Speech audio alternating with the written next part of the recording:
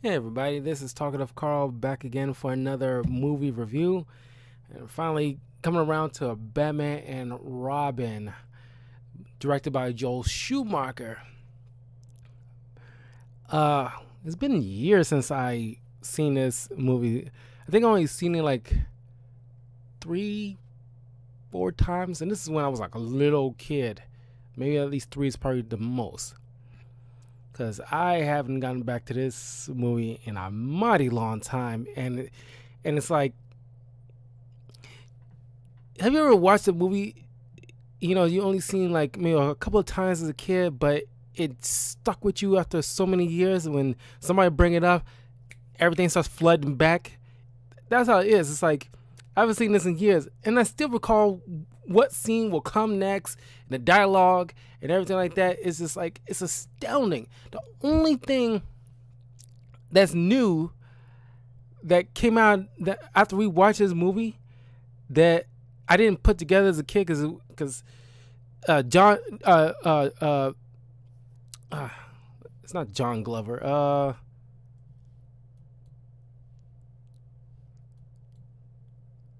Shoot. What's his doggone name?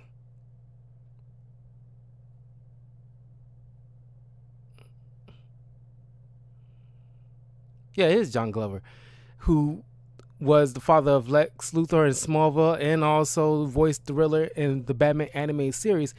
In this movie, he played Dr. Woodrow. If you ever seen the Swamp Thing TV series on the Disney Universe app, you know, a couple of years ago, or a couple of years ago, uh, Dr. Woodrow in that movie is the Swamp Thing arch enemy, the Floronic Man.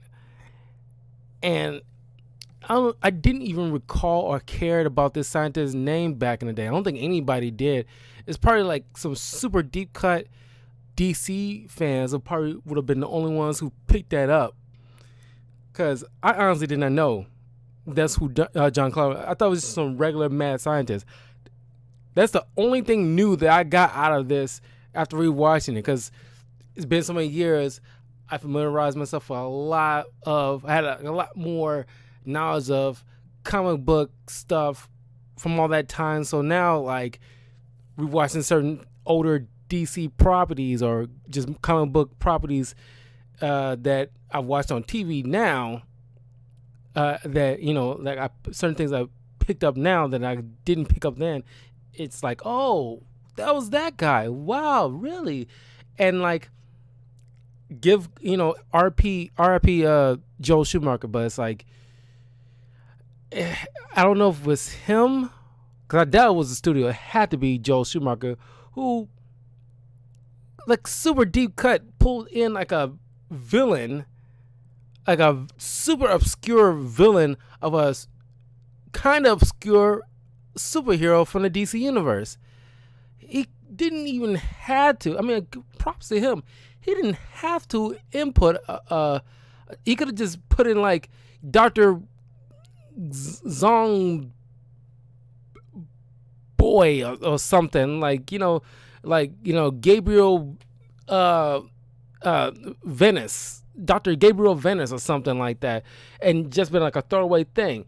He didn't have to pull something that small and put it in there. It's like, I mean, I kind of want to give him kudos for that. He didn't have to do that. But anyway, the movie begins with Batman and Robin. You know, Batman now being played by George Clooney, who, by the way, doesn't talk too fondly about his experience of being Batman, even though it was like a one-off thing. I don't think anybody cared for. I think like he's the least liked.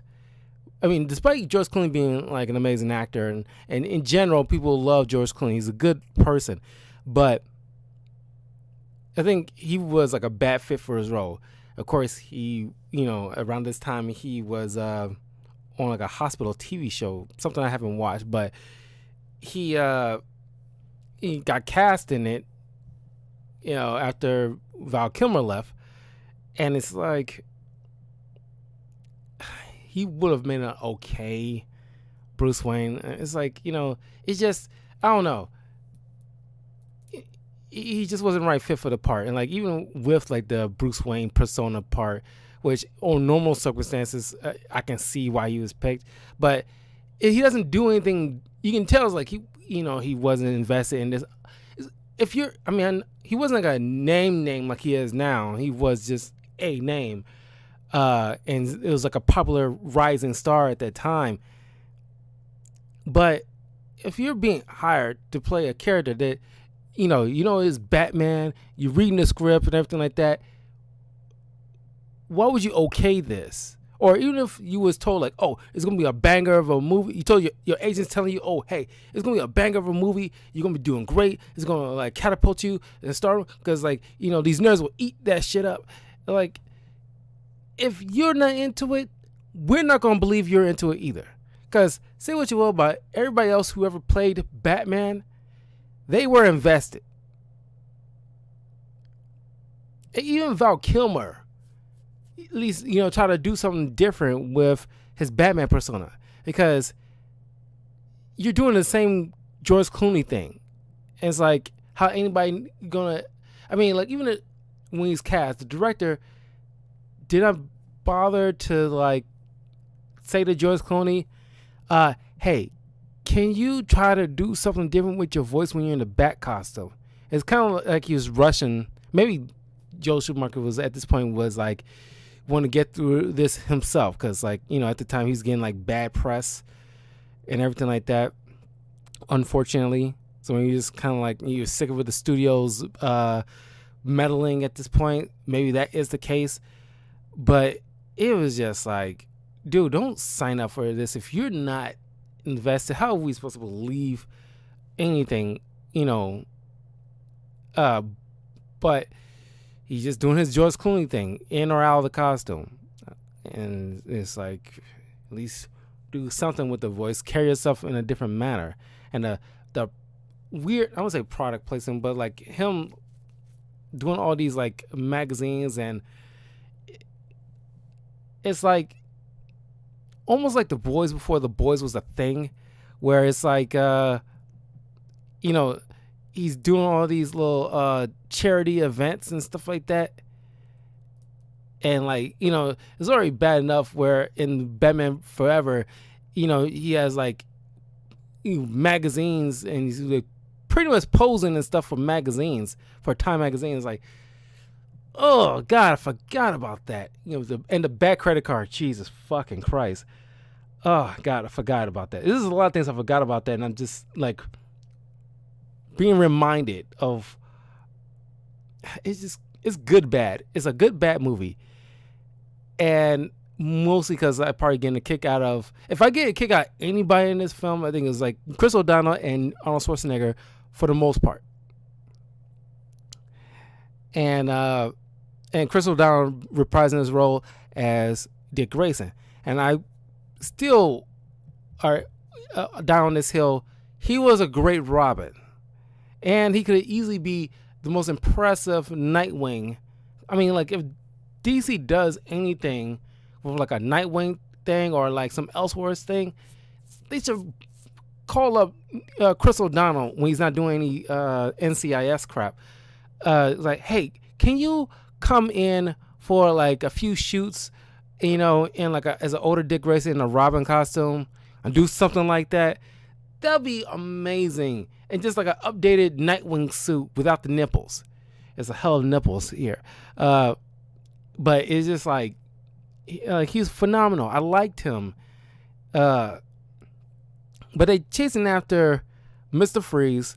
Of course, you get the classic ice puns. Freeze it out, Batman! Stay cool, bird boy. So, like, arguably, yeah, it's corny. Is it stupid? Yeah, but God damn it, how I love it. But, yeah, they chasing after Mr. Freeze. He's stealing these diamonds to power up his suit. And I know, like, if there was, like, a Mr. Freeze game, or if you can, like, do some kind of cosmetic or something like that with Mr. Freeze in like a particular game, like in a new Gotham game, and they can like do something where they alter Mr. Freeze costume, because like in the games and comics, there's and in this one particular movie, there's at least quite a handful of Mr. Freeze costumes, and I honestly don't hate the Joel Schumacher version of Mr. Freeze. Like that costume, I honestly don't hate. I might be the lone person on this, but I honestly don't hate the costume. And it be powered by like diamonds and stuff like that. It's a campy movie, but I can honestly believe that can work realistically. I mean, you can play that seriously. That the suit kind of like needs the minerals that's inside a diamond to fuel the power source to keep his cold suit working. So, they, Mr. Freeze, got to his little Mr. Freeze mobile that, of course, the vehicles in this is pretty much freaking toys. Granted, the Batmobile in the Robin vehicle in Batman Forever and Batman Robin are dope toys. I'm not even going to front on that.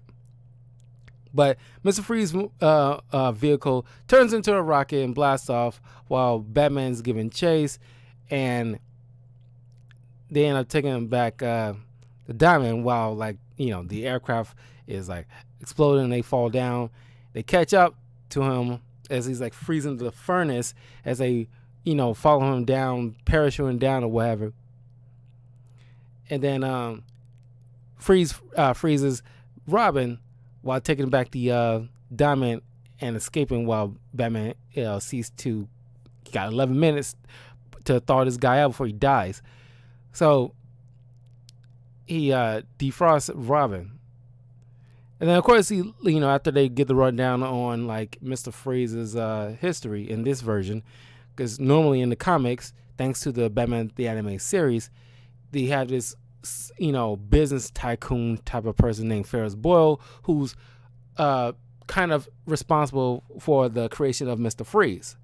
But they don't have it in this. He's just like a normal accident. He fell into this vat of frozen chemicals or something like that. And so he needs a suit to keep himself alive at cold temperatures. But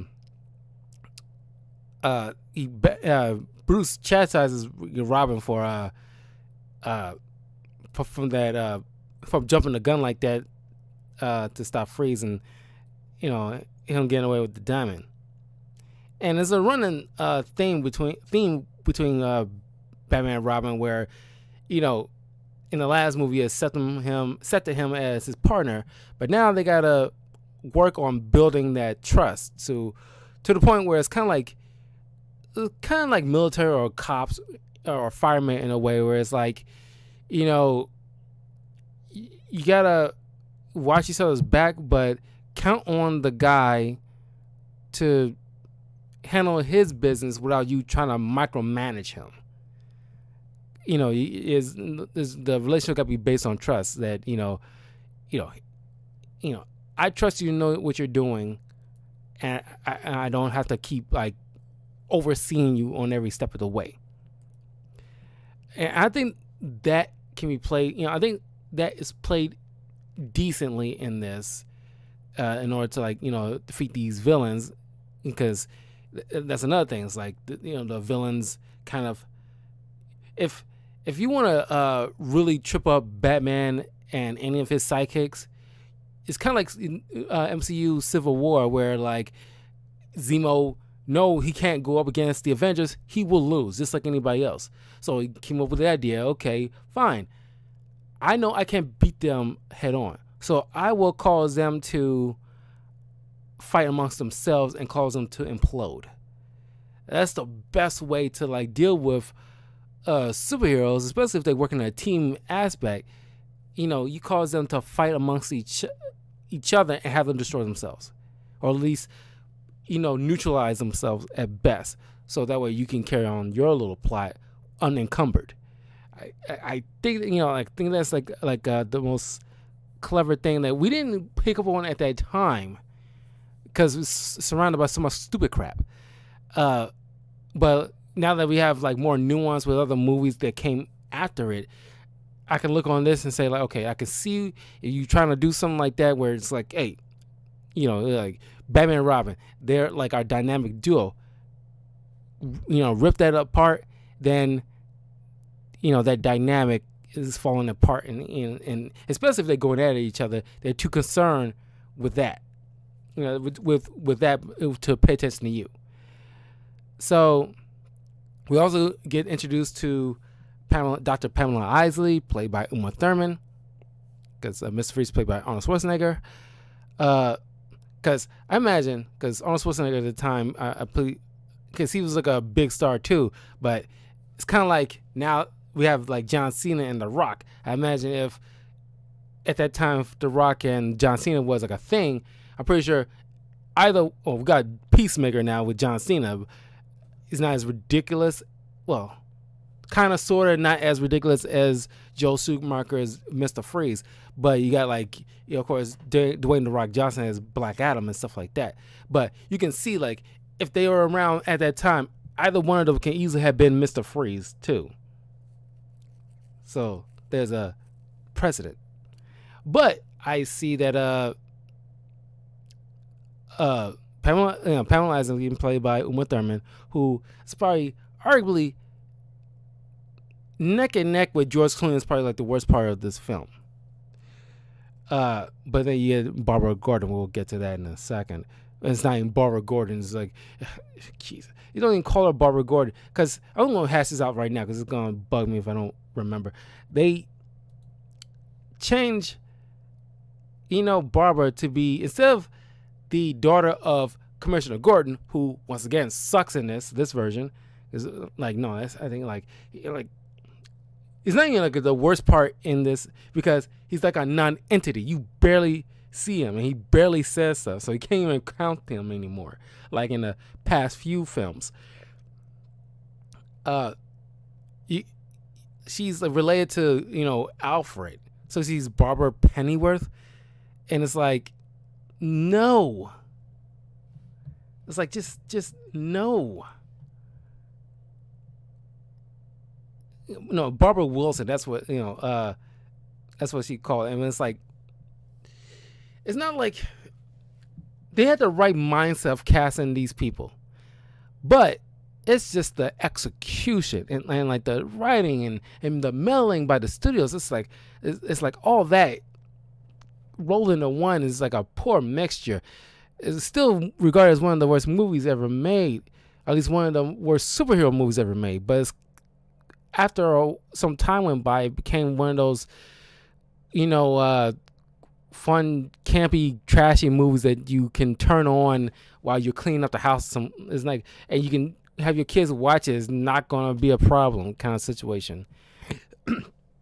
But yeah, if you know Batgirl, Barbara Gordon, she's the daughter of Commissioner Gordon. I don't know why. Maybe needed to have Alfred do something, or at least make him a central part.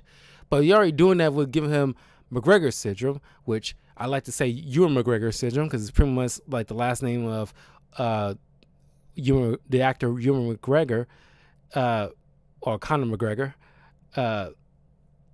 It's like, it's a funny thing. That name has been popping up every once in a while in DC properties here and there. Like, it showed up in a few episodes of Green Arrow with like the Clock King, when he was like a not like a major villain, but it's like a villain, and he had like a wife who died from McGregor syndrome. So it's funny how like this fake throwaway disease has been permeating it doesn't show up all the time, but it's like one of the rare callbacks to this freaking film that somehow stuck, and honestly, I don't think anybody minds. But yeah, then you got Pamela Isley, who, can you imagine if you got like if if like since we're doing like these multiversal things, if Uma Thurman and Arnold Schwarzenegger reprise their roles just for cameos as Mr. Freeze and Poison Ivy, and you have crap, from the Birds of Prey. What's her name? The Australian woman plays Harley Quinn. Dang it, what's her freaking name? Margot Robbie. Jesus, I can't believe I forgot her name. Can you imagine if like some multiversal thing and you get to see Pamela Isley and Margot Robbie, Harley Quinn, and like she starts flirting with Uma Thurman a little bit. That'd be fun.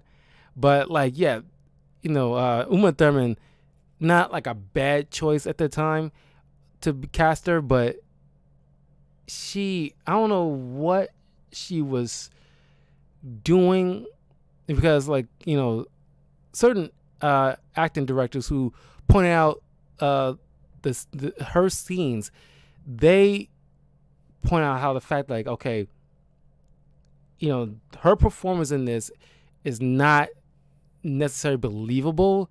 It seems like because if she's becoming Poison Ivy, it needs to be like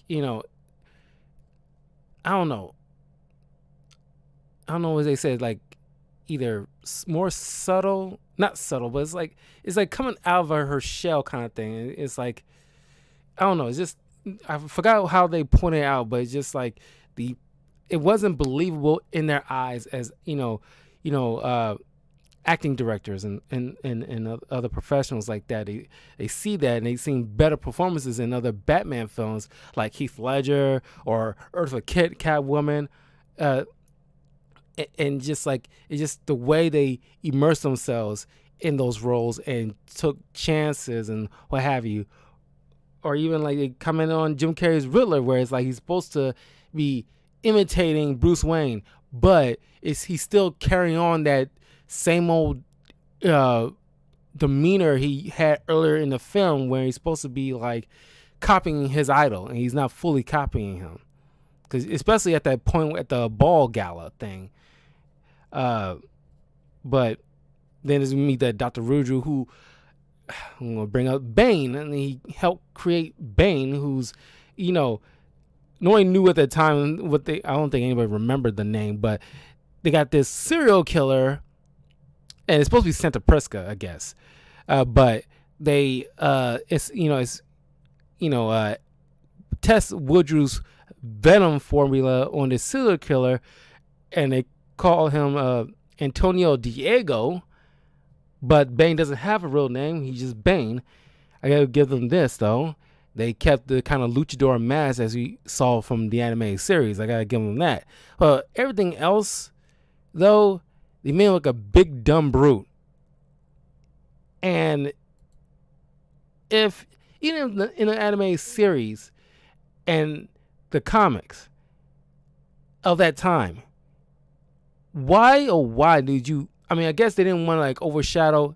They gotta make him like a big dumb idiot, because if you have someone as strategic as Bane, and strong, what's the point of having, I guess, Poison Ivy and Mr. Freeze, who are doctors and scientists in their own right? But it's like you're doing a disservice to a character that's famous for, right next to the Joker, are nearly taking down Batman, or kind of successfully taking down Batman, which is very rare, honestly. And it's like a total, perversion of the character. And then, that's another kind of tough monstrosity to swallow there. But she, kills Woodrow with her poison kiss, and decides to go after Bruce Wayne because he ended up, his company funded Woodrow, even though she didn't know that he, long since cut it off before this thing, before Woodrow tried to kill her and turn her, incidentally turn into Poison Ivy. But she, goes to Gotham with Bane in tow and try to, work her way to take down the Wayne Enterprises and altering, trying to turn the city into like a entire garden for her plants, and trying to use Wayne's money to do it too. But Batman and Robin try to instigate a bait Mr. Freeze into coming to this gala where they're gonna be at to try to take these famous diamonds donated by Bruce Wayne, and then Poison Ivy sneaks in, and of course you see the whole scene with the back credit card to her trying to mind whammy them with her pheromones. Mr. Freeze comes in, and I do like the scene where she tried to use her pheromones to mind whammy Mr. Freeze, but she didn't realize that because of his, which you think as a scientist, especially when it comes to botany, you would think she would know that a guy named Mr. Freeze, who uses freezing type weapons and gear, knowing that her plant related stuff won't work on him because plants don't survive in the cold. That's why they wilt, and you see trees wilt and wither and bloom anew once the spring comes into play. He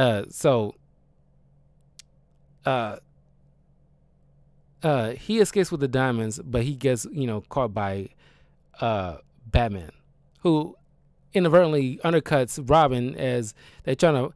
What's with these statues? These giant Greek statues holding up certain parts of the city, and it's and they look like rusted bronze too. I'm surprised none of those things fell over, because it's a weird architectural structure, not at all like Gotham that I've seen in other places.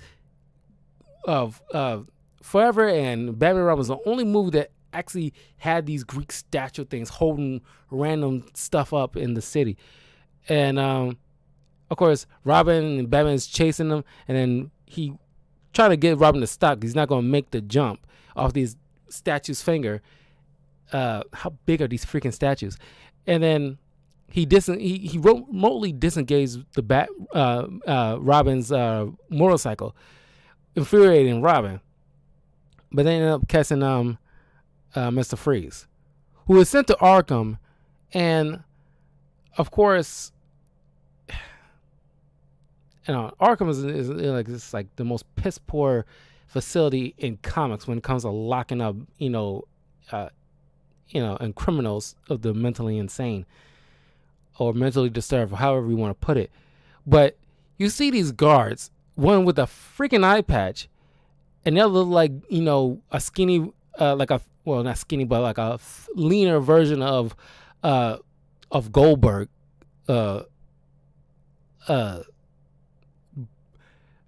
It's just, they look like straight up any thug and any of these villains here. And it's you just have these guys like this running your facility. I mean, of course you need tough security, but you practically just got any run-of-the-mill thug of any of these villains guarding these places. And it's just it's just, and the place looked dilapidated and crap. It was amazing. They have a functioning, cool filter thing underneath, sitting on top of Mr. Freeze's bed in the middle of the room, just to keep him alive. And you get a nice little cameo of Two-Face and Riddler's costume in the storage room. Poison Ivy and Bane break in and escapes with Mr. Freeze. Batman and Robin realize they starting at this point realize, okay, like, something with Poison Ivy is like affecting our minds, like, because for a second the only thing we was thinking about was her, and it was like we couldn't focus on the job. But obviously her stuff doesn't last too long, especially if she's out of the immediate vicinity. And you can forget that she makes her pheromones a lot more potent and stronger because Batman and Robin had like very strong willpower, so they can easily, like, that stuff won't last long from them, like it would of anybody else. But you meet with Barbara, who is the only person who acknowledges the fact that Alfred's sick, but Bruce corrects her and tells Dick, no, he's not sick, he's dying. And then you get certain flashbacks with Bruce, which I guess I get, where it's like Alfred's been like a father to him for a very long time, and like this is probably the first time he actually had to come to the realization that he's a mortal man and he's getting older and he's on the cusp of dying and he's losing that. Currently in the comics right now, Alfred is dead. He's been out for at least a year and a half at this point in the comics. And I don't actually mind that. I think that's like a healthy progression. And I kind of wish they do that with Spider-Man with Aunt May, where it's like you gotta let certain characters like those go that have been around for so long. And it's like these two should have long since been dead. Passed away, not by like anything horrific, just natural causes. They got the, of course you get the whole thing with the one more day situation. I'm not going to hash that here, but it's just that I would have given props to Joel Schumacher to actually have some balls to allow Alfred to die. And I mean, of course this is a kids movie, you can't have Alfred die at that, especially at that time, so I guess I can see why they chose not to, but it's like, I would have like, well, at least I'm saying this now, knowing what's going on in the comics right now, but it's like, can you imagine if they just allow Alfred to just pass away normally and have Batman, Bruce Wayne, just having to accept that? He has to accept death because he, as Alfred mentions in the movie, it's like you're trying to, all your life, ever since that tragedy that you experienced as a kid, you've been working hard to try to control death. And it would mean so much more if Alfred died naturally and Bruce have to accept that death is a natural thing that he can't not, is one of the few things Batman can't control. As much as he's trying to control Robin's actions, the way he's trying to control, like, his company, his house, and like, he's trying to control, like, certain aspects in this movie. But the one thing he's like coming to, like, what's kind of like a real reality here is that sometimes, like, fate shows you that you're just a mortal man, that you cannot force your ideals onto it. If death wants to claim Alfred, it's going to do so, whether you like it or not. And that's something that, like, I wish Joel Schumacher pulled that trigger on. But like I said, I can see why he chose not to.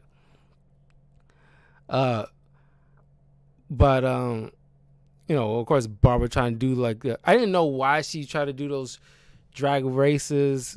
I thought she was like just a thrill seeker and trying to hide behind this whole preppy schoolgirl thing. And at least in my mindset back in the day when I was a kid, that's what my mind leaned to. It's like, oh, she's just pretty much like a thrill seeker kind of situation. I didn't pay attention that much to certain parts of the dialogue the way I did, revisiting. It's like, oh, she's doing this drag race and earning money so she can afford, because she's the only person that knew something was wrong with Alfred straight away. And she's trying to, pay for the medical, the medical care. it's like, you do know he works for Bruce Wayne, one of the wealthiest men in history. And I guess, at this point, she's like, early in the film, she's like very down on, Bruce and Dick, because she, in her point of view, sees them taking advantage, or at least seem like, taking advantage of him, and like Bruce's family took advantage of him and treating Alfred like some kind of manservant, and not giving him like, like pretty much like a life outside of that. He's put more focus onto some other family that's not hers. And I don't think that was fair, honestly, because you would think she would have researched the Waynes. I'm pretty sure she was pretty much young enough to understand, that what kind of occupation they have. So it's like all that misplaced anger kind of fell flat for me. But after Mr. Freeze, trying to make sure he get a hold of his wife from, because the police is raiding his hideout where his wife is being like held in, and he counts on Poison Ivy to get her, but she kind of disengages the, I guess, life support tube thing, or at least something that's keeping the tank cool or something. I don't know what that cord was that she kicked loose, but she's just like, very she's supposed to be like, as she would put in the words, she puts the one woman show.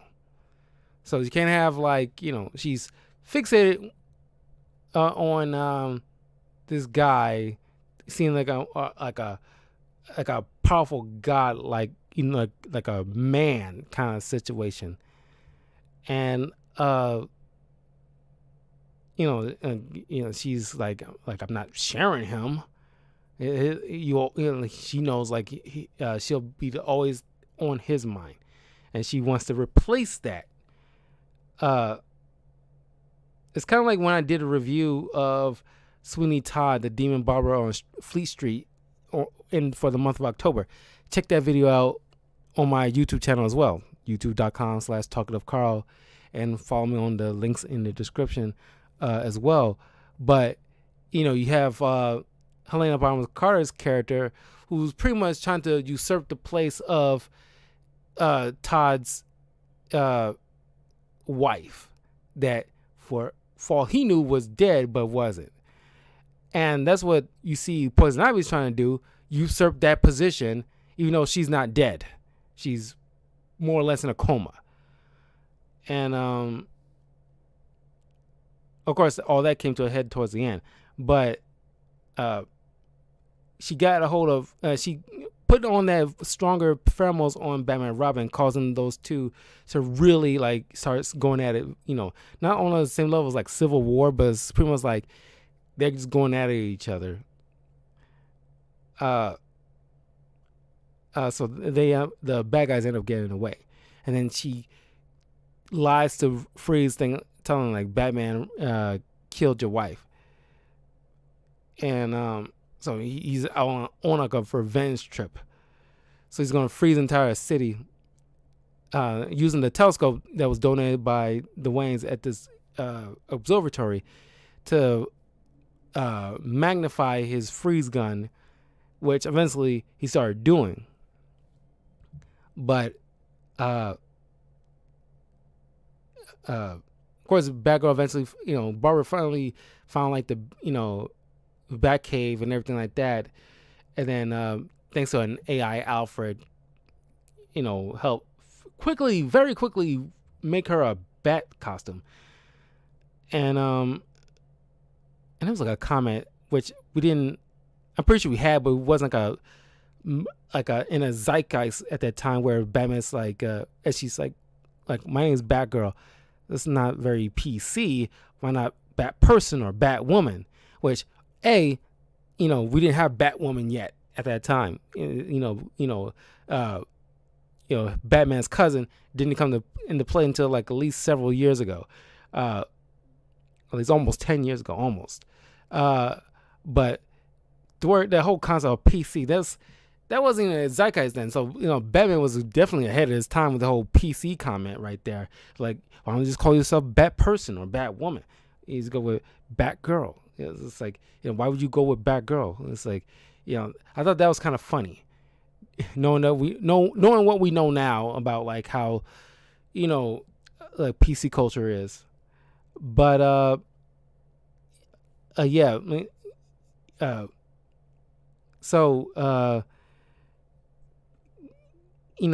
She, Poison Ivy took down the bat signal and replaced it with a robin signal and shining a light in there, hoping to draw the bird out so that way she can kill him. So the only person left will be Batman, and he's like, 1 on 3 with Bane, if you count Bane.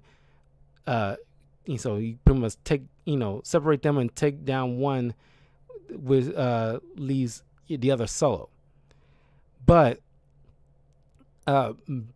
Bruce convinced Robin, like, okay, I want to work with you as my partner. You're not my second. You're my partner. You're my brother. Will you trust me? Because she's, playing you. I want you, using Robin's words. Will you? We're a family. Will you trust me? So, like, I think that was like an awesome. I give it credit for that because there is like something to that. It's like, you start like a partnership with anything, whether it's a team or a relationship or whatever like that. It's like this family that like I can trust, wholeheartedly. Of course, there's a few. Everybody has like a few family members where they're ones that they can't trust with anything, and those that we can. And like those that we can, like wholeheartedly, without hesitation, we will trust them to, like, if they want us to take care of something, and you want them to trust them. You wouldn't really question it, especially if by and large, it's one of like those kind of family members that you like, admire and respect and love, dearly. That when they ask you to trust them with some like a task or something like that, you really wouldn't hesitate unless it's like something extreme. So when Barbara goes see Poison Ivy, she tried to kiss him, and of course poison doesn't work because he has these fake rubber lips that's kind of blocking the poison. So he comes to the realization that, like, Bruce is right. She's playing him. So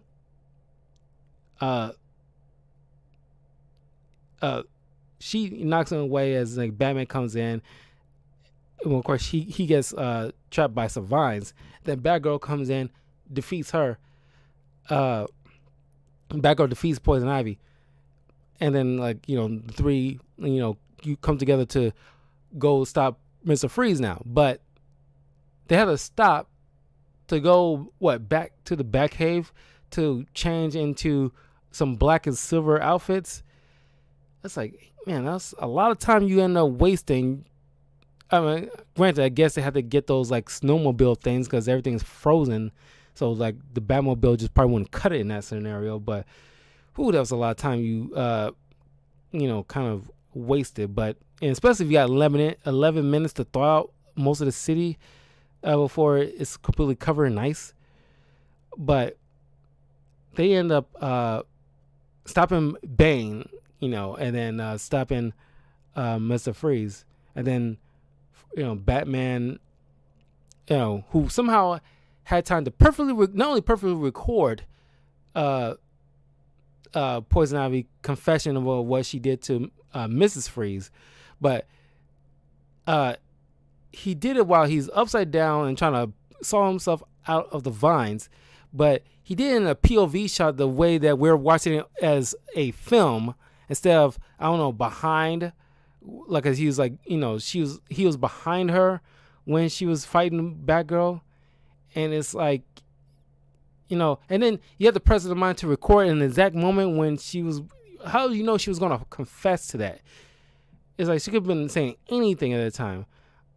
But I guess maybe his suit or cowl is always recording, so he just automatically picked it up.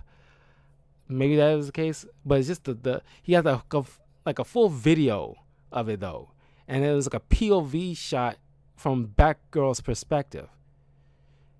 I think that, at least the perspective of us as a viewer, the way she is being seen on camera, that is just like that's some questionable moment. But he tells Freeze like she's not dead, she's alive. We got her, but she's waiting on you. And like I need your help to save another man who's suffering at stage 1 McGregor syndrome. You know, be the man that your wife knew you to be, and help me, doctor. And I think that's probably like one of the few good performances from George Clooney in this. It's like when he's beseeching to Mr. Freeze and trying to reach the man underneath the snowman. And it's like, will you help? And he doesn't call him Mr. Freeze. He doesn't call him by his villain name. He's calling the man by his namesake. Help me, doctor. Will you help me, doctor? Or at least beseeching to the doctor underneath all that. And there's like a cool moment with Arnold when he's like taking those blue tubes out that look like it's filled with Gatorade. And it's like, take 2 of these and call me in the morning. And then of course they save Alfred's life. But I want to, before I end the video, I want to mention the scene that I still kind of like out of all this, the where like, and it kind of got me in the theater as a kid, and with my little brother and my father who took us to see this movie, where it's like, because I still remember his outcry when this happens, where it's like when Poison Ivy's in the cell, she's picking these flowers, like, he loves me not, he loves me not, he loves me not. And you see, like, somehow they let Mr. Freeze into, because they supposed to be cellmates, but you let them in with the suit on for some reason. There's lights up in the dark. And it's a creepy vibe too. It's probably the only creepy vibe out of this whole entire film, where it's like, hi, I'm your new cellmate, and I'm here to make your life a living hell. Winter has come at last. And I remember my father's outcry. I was like, oh no, like he's like he said like, oh no, like oh boy, or it's like, oh, like not oh damn, but he's like oh yeah, I was like something like that. It's like you made some kind of outcry. The fact like, oh yeah, like she's about to get fucked up. It's after what she did, like, you don't advocate for like any woman being beaten or anything like that, but he's laying hands on this woman right now, and nobody's probably gonna stop her. And just probably fall short and just absolutely killing her, but he got some licks into her after nearly killing his wife. Because fucked Shivery at that point, the fact that he loves his wife, and like he does. I don't think any man would care if a woman, some stranger woman who nearly kills your wife, you wouldn't have any like probably because the level, especially if it's like a recent thing, your level of anger, you wouldn't be in the whole mindset of, oh, this is a woman, I probably shouldn't do anything. More often than not, you'll probably like do something. Probably not kill her, but I don't know. It depends on the person. Generally, you would like to think you wouldn't hurt another woman despite what she would have done to your coma-ridden wife. But I don't know, boy. It's like you might, choke her a little bit, because especially when it comes to Mr. Freeze, who, from what we know from the comics, loves his wife. That's not a game to him. But yeah, that's Batman and Robin. Still kind of awful. And it's like, I mean, I managed to like at least pull at least a few threads of something like that. Like, you know, after rewatching after so many years and more nuance with comic book history, more so now than I did back then. Even still, God, it's rough. I mean, like I said, it's still fun bad. I mean, it's like I still was engaged despite all that, which is funny, right? Normally, a bad movie you cannot, continue watching it, after a certain period. But it's just that it's just fun. It's like white noise. You can just have it on. It's not gonna bother anybody. It's not horrible to the point where you cannot even stand it. You just like pretty much can laugh at it. It can't be movies. And despite the studio meddling, but even then, it still kind of ruined Batman for a while until Christopher Nolan picked it back up in what was it, 2005 or 6 when Batman Begins came out. Was it just?